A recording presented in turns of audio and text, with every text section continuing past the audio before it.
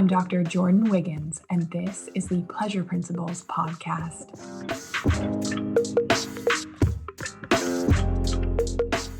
Join me on this journey where sex, science, and sensuality meet. Let's change the conversation around sex and pleasure together.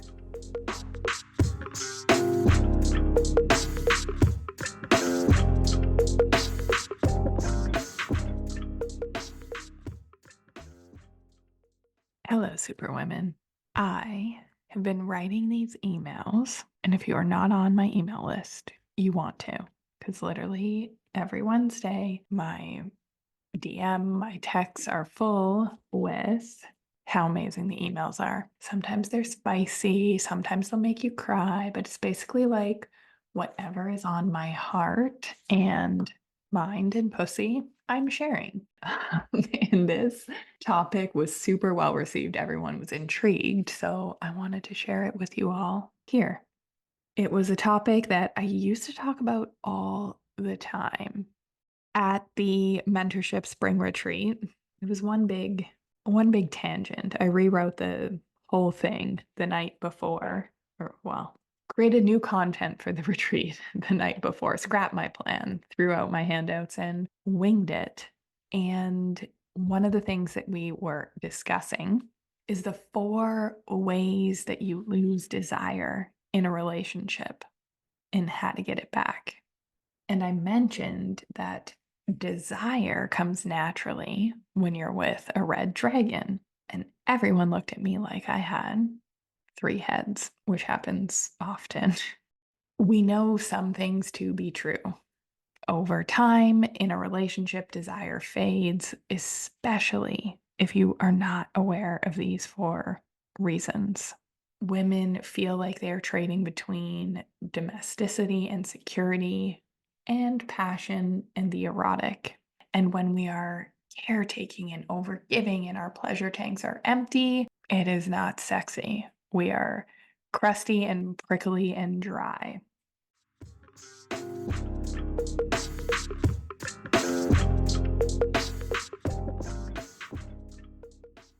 So the terms red and green dragon are sometimes used to metaphorically describe different types of men based on their personalities, characteristics, roles in society.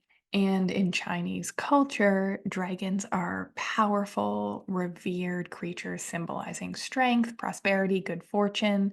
The study of Chinese medicine was a part of my naturopathic medical degree.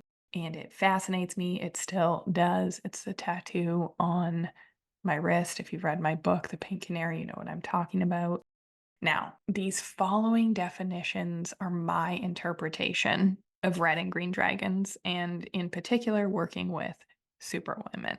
Red dragons are the trauma bond, the sparks. It feels like fireworks to be around them. So typically, red dragons symbolize power, aggression, dominance. I feel you traumatized individuals like myself swooning.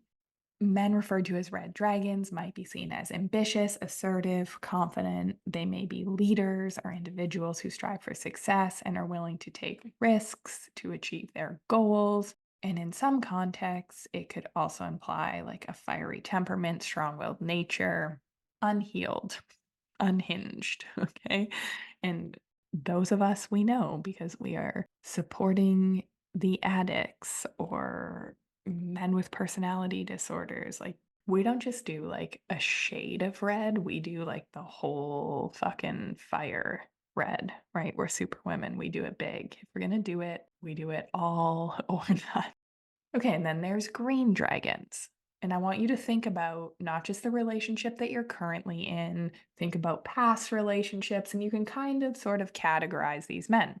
So, green dragons, safety and security.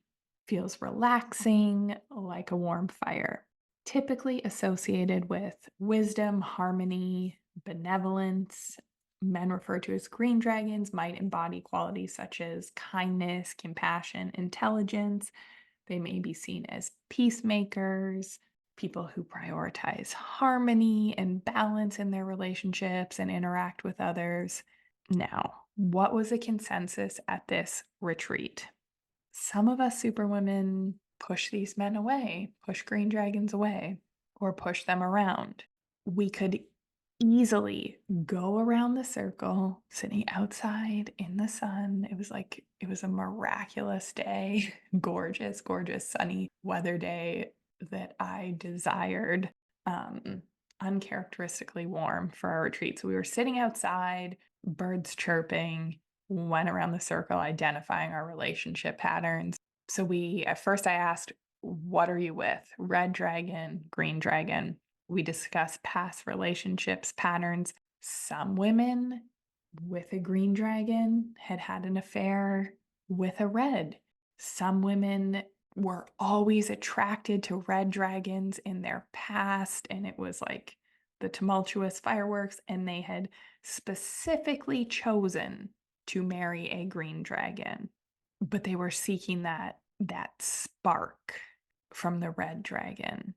Some of those in relationships with red dragons have had some pretty high highs and some pretty low lows, and they're seeking those elements of stability and security.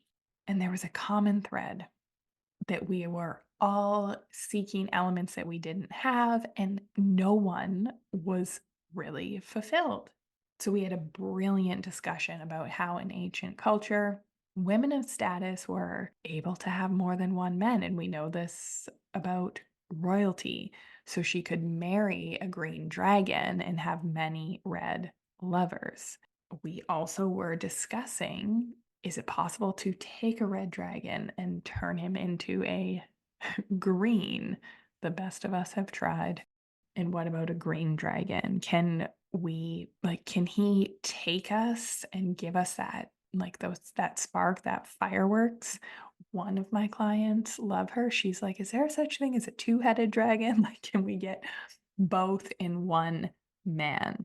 And now let's be clear. So these are like metaphorical representations, and I'm using story and ancient culture to create possibility and get us to look at our relationship in a different way and think, oh, okay, elements of when I was with a red dragon, I love that. I crave that. I desire that. How can we add those elements to the relationship that I have today?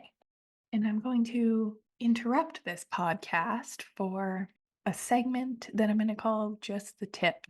Where my brain went earlier was not only did red and green dragons come up as a topic, so did the upper left quadrant of the clitoris.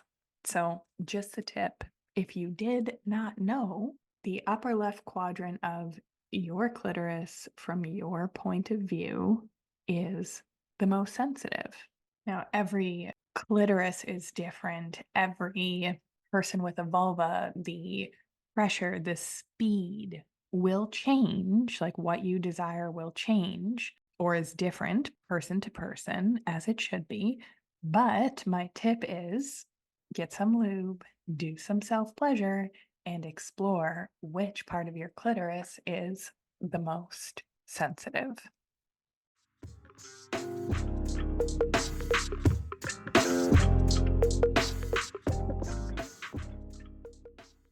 So back to my podcast topic. And let me know if you like the just the tip part, because I'm thinking that I will add this in because these are facts and things that I know to be true. And I've said so many times, for me, it's just like my reality. But then when I say them and they are so game changing for other people, like my just the tip, we had several women go back to their rooms with the toys that I gifted them. Thank you, Pure Romance, for hooking us up. And we were getting messages in the group chat about how they were having the best orgasms of their life. So sometimes simple things create new possibility for us to take a different action and have a different result. Back to red and green dragons. So look, what I do know for sure is this is not about red men, green men.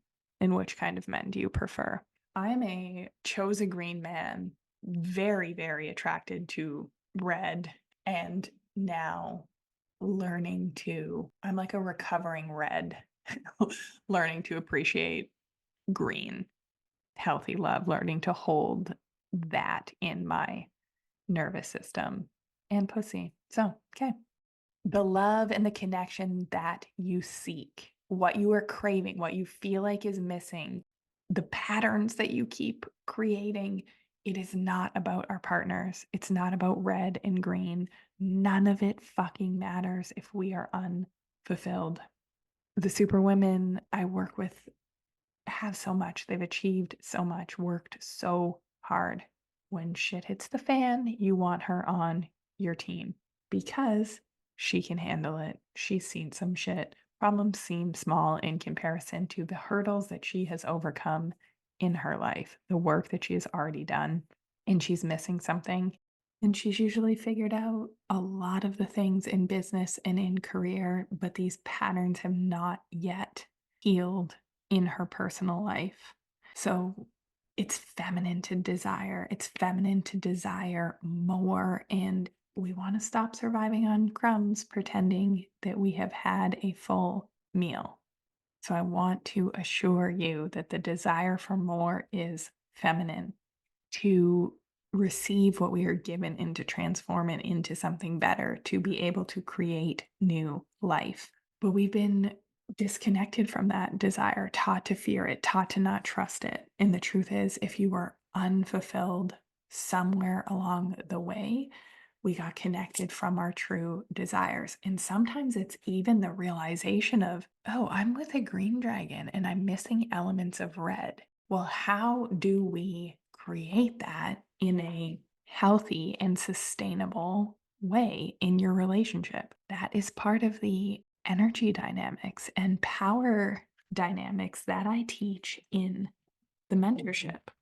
So, if you are far from feeling your best and you want more, you desire more, you have so much, but you've been settling for less when it comes to your energy, your intimacy, your connection. Things are okay and they look pretty good from the outside, but they are far from great. Sign up for the wait list for the Feminine Mentorship 2025. I am going to be opening applications in 2 weeks. It will sell out.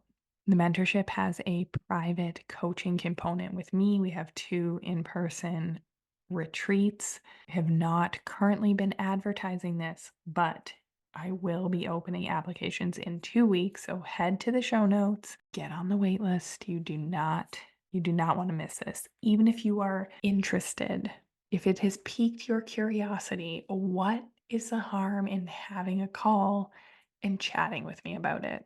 And I'm going to tell you what your superwoman brain is saying. Like, I have so much, I've worked so hard to get here. What am I going to have to give up? If I have more pleasure, more joy, more intimacy, what am I going to have to give up? Hmm. Tell you what, that's a receiving problem. We don't have to give up anything. We don't have to blow up marriages unless you want to. But this is about giving you tools. This is about plugging the holes in your pleasure tank that have been draining your energy for years. You probably don't even know that they are there. If you want to do this work, this healing in a group of amazing, amazing women just like you and me, apply. Get on the wait list and let's have a call and talk about it. And if the mentorship is not for you, then I will guide you of how else I can best help you. But you need to apply. So we've been taught to fear our desires, taught to deny them, taught to think that it's wrong, taught to think that we are too much. And a massive part of it is connecting us back to our desires and having the tools to create the connection and intimacy that we desire. And doing it with energy dynamics and power play in a way that feels authentically you without giving up your power, that is something that I absolutely love, love, love to teach in the mentorship in my private coaching and watching relationships transform to get their spark back is, I love it. It's one of my favorite things to do. So I want to know, send me a message on Instagram. Are you with a red or a green dragon? And what are you desiring? What are you missing in your relationship that you do not have? And it is okay to think these things. And once we vocalize them and once we are honest about them, that is when we can start to change them. So stay tuned for more tools on how to do that.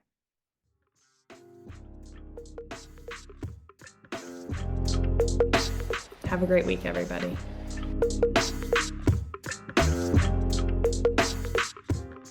If you like what you heard in this episode, leave me a rating. Your support helps me get discovered by more women like you. Together, we can change the conversation around women's sexual health and pleasure for you, your partners, and generations to come.